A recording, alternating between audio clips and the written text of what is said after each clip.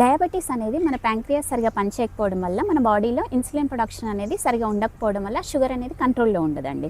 So దానికోసం ఈరోజు నేను ఒక ఉద్యాన బంధ అంటామండి, దాన్ని ప్రాక్టీస్ చేయడం వల్ల మీకు ఇంటర్నల్ ఆర్గాన్స్ అనేవి స్టిమ్యులేట్ అవుతాయండి. అలాగే మీ ప్యాంక్రియాస్ అనేది స్టిమ్యులేట్ అయిపోయి మీ ఇన్సులిన్ ప్రొడక్షన్ అనేది రెగ్యులేట్ అవుతుందండి. అది ప్రాక్టీస్ చేయడం కోసం ముందు ఏదైనా కంఫర్టబుల్ పొజిషన్లో కూర్చోండి. కింద కూర్చోలేని వాళ్ళు ఇలా పైన కూర్చొని చేయొచ్చు.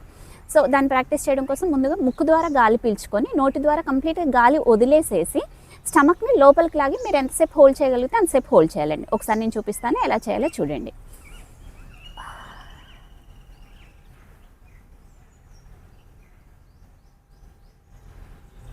ఇలా స్టమక్ని లోపలికి లాగి మీరు ఎంతసేపు హోల్డ్ చేయగలిగితే అంతసేపు హోల్డ్ చేసి రిలీజ్ చేయడం వల్ల మీ ఇంటర్నల్ ఆర్గాన్స్ బ్లడ్ సర్క్యులేషన్ అనేది ఇంప్రూవ్ అవుతుందండి. దానివల్ల మీ ప్యాంక్రియాస్ స్టిమ్యులేట్ అయిపోయి మీకు ఇన్సులిన్ ప్రొడక్షన్ అనేది రెగ్యులేట్ అవుతుందండి. దీన్ని ఎంటీ స్టమక్ మీదే ప్రాక్టీస్ చేయాలండి. డైలీ మార్నింగ్ 5 times ప్రాక్టీస్ చేస్తూ ఉంటే మీకు మంచి రిజల్ట్ అనేది కనిపిస్తూ ఉంటుంది.